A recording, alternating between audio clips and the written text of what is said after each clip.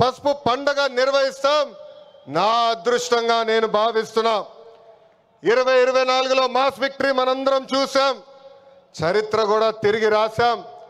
94% strike rate అంటే 175 నియోజకవర్గాల్లో 164 స్థానాలు మన కైవసం చేసుకున్నాం. ఇది ఒక రికార్డు కాదు, ఆల్ టైమ్ రికార్డ్ అని సభాముఖం మీకు తెలుపుతున్నా. ఇది తెలుగుదేశం పార్టీ కార్యకర్తల నాటు దెబ్బ. జెండా బీకేస్తా అన్నారు వాళ్ళు. ఇప్పుడు పార్టీ కార్యాలయానికి టూలెట్ బోటు పెట్టుకుని పారిపోయే పరిస్థితి.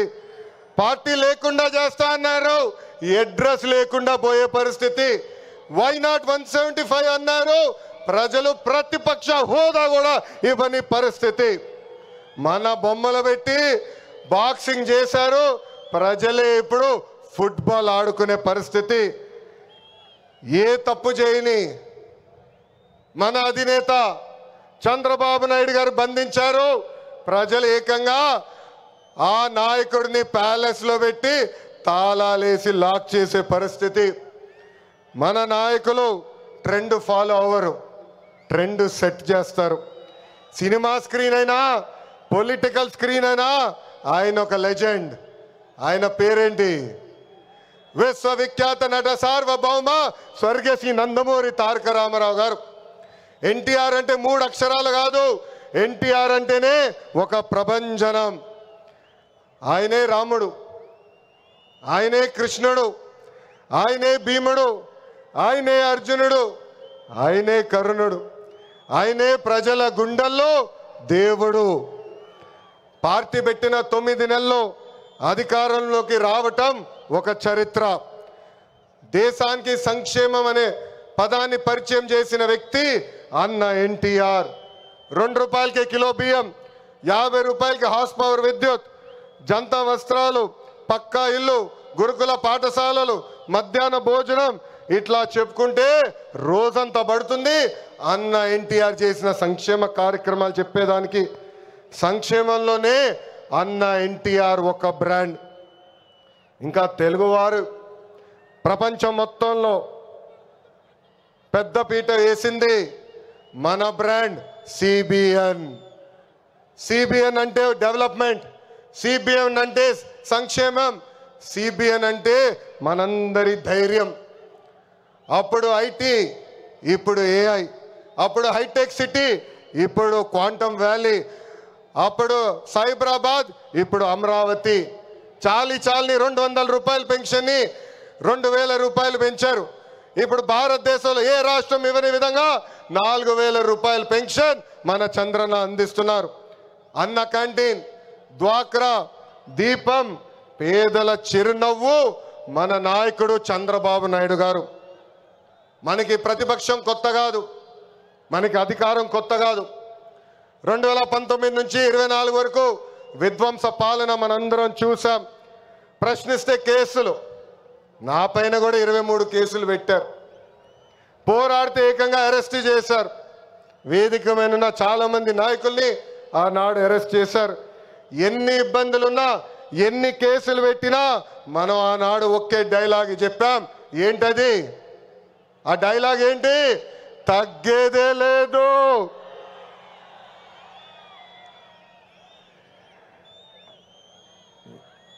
మనందరం చూసాం. ప్రత్యర్థులు దాడి చేసిన, తొడగొట్టి మీసం మిలేసిన అంజిరెడ్డి తాతనే మనందరికి దమ్ము. కత్తితో దాడి చేసి తల నుండి రక్తం కారుతున్నా ఏకంగా పోలింగ్ బూత్లో కూర్చుని చివరి ఈవీఎం సీల్ పడే వరకు పోరాడిన మన అక్క మంజుల గారే మన ధైర్యం. కత్తి మెడపై పెట్టి వాళ్ళ నాయకుడికి ఒక్కసారి జై కొట్టమంటే జై చంద్రబాబు నాయుడు, జై తెలుగుదేశం అని ప్రాణాలు కోల్పోయిన తోట చంద్రయ్య మనందరికీ స్ఫూర్తి. వేదికమైన ఉన్నారు. పార్టీ కోసం పోరాడి ఆనాటి పాలకులు వ్యతిరేకంగా మాట్లాడినందుకు ఆయన కన్ను పొడిచి కంటి చూపు పోయినా జై తెలుగుదేశం మన గాంధీ గారే ఈరోజు మనందరి సత్తా. విధ్వంస పాలనలో రాష్ట్రం తీవ్రంగా నష్టపోయింది. ఆంధ్రప్రదేశ్ను ఏకంగా అప్పుల ప్రదేశ్గా మార్చేసింది గత ప్రభుత్వం. ఒక్క కొత్త కంపెనీ తీసుకురాకపోగా ఉన్న కంపెనీల్ని పక్క రాష్ట్రానికి తరిమేసే పరిస్థితి మనందరం చూసాం. 1000 రూపాయలు పెంచేదానికి 5 సంవత్సరాలు వాళ్ళు తీసుకున్నారు. ఏకంగా జే బ్రాండ్ లిక్కర్తో విషం కంటే ప్రమాదమైన మద్యం అందించి 30,000 మందిని చంపి 1,000 కోట్ల రూపాయలు ధనాన్ని లూటీ చేశారు. అందుకే రాష్ట్రాన్ని కాపాడుకునేదానికే కూటమి ఏర్పడింది. ప్రజల కోసం గౌరవ ప్రధానమంత్రి నరేంద్ర మోడీ గారు మన చంద్రన్న జనసేన అధినేత నాకు అన్న సమానమైన పవనన్న అందరూ ఎజెండాలు పక్కన పెట్టుకొని పని చేశారు. ప్రజలు మన్ని ఆశీర్వదించారు, కూటమిని ఆశీర్వదించారు. ప్రజాప్రభుత్వం ఈరోజు ఏర్పడింది. ఎన్ని ఆర్థిక ఇబ్బందులున్నా ఇచ్చిన ప్రతి హామీ కూటమి ప్రభుత్వం నిలబెట్టుకుంటూ ముందరికెళ్తుంది. దేశంలో ఏ రాష్ట్రంలో ఇవ్వని విధంగా వృద్ధులకి 4,000 రూపాయలు, వికలాంగులకి 6,000 రూపాయలు, ఏకంగా బెడ్కి పరిమితం అవుతే 15,000 రూపాయలు ప్రతి నెల పెన్షన్ ఇచ్చి ఆదుకుంటుంది కూటమి ప్రభుత్వం. దీపం పథకం కింద ప్రతి ఏటా ఉచితంగా 3 గ్యాస్ సిలిండర్లు కూడా మన ప్రభుత్వం అందజేస్తుంది. ఇంకా అన్న క్యాంటీన్లు కూడా తిరిగి ప్రారంభించాం. ఇంకా జూన్ మాసంలోనే తల్లికి వందనం కూడా మన ప్రభుత్వం ఇవ్వబోతుంది. అన్నదాత సుఖీభవ త్వరలో అమలు చేస్తున్నాం. ఆగస్ట్ 15 నుంచి మా అక్క చెల్లెలు, పెద్దమ్మ, చిన్నమ్మలు ఆర్టీసీ బస్సులో ఉచితంగా కూడా ప్రయాణించే హక్కు మన ప్రభుత్వం కల్పించబోతుంది. ఇంకా 16,347 పోస్టులతో మెగా డిఎస్సి మనం ప్రకటించుకున్నాం. జూన్ మాసంలో ఎగ్జామ్స్ నిర్వహించి ఏకంగా వచ్చే అకాడమిక్ ఇయర్కి ఉపాధ్యాయుల్ని కూడా పొజిషన్ చేస్తాం. పోయిన ఎన్నికల్లో ప్రభుత్వ ఉద్యోగస్తులందరూ కూటమి ప్రభుత్వానికి సహకరించారు. ప్రతి నెల 1వ తారీఖు నాడు వాళ్ళ జీతాలు ప్రభుత్వం చెల్లిస్తుంది. వాళ్ళకి అనేక సమస్యలు ఉన్నాయి. ఆ సమస్యలన్నీ కూడా ఒక పద్ధతి ప్రకారం కూటమి ప్రభుత్వం పరిష్కరిస్తుందని ఈ సభాముఖం వాళ్ళందరికీ తెలుపుతున్నాం.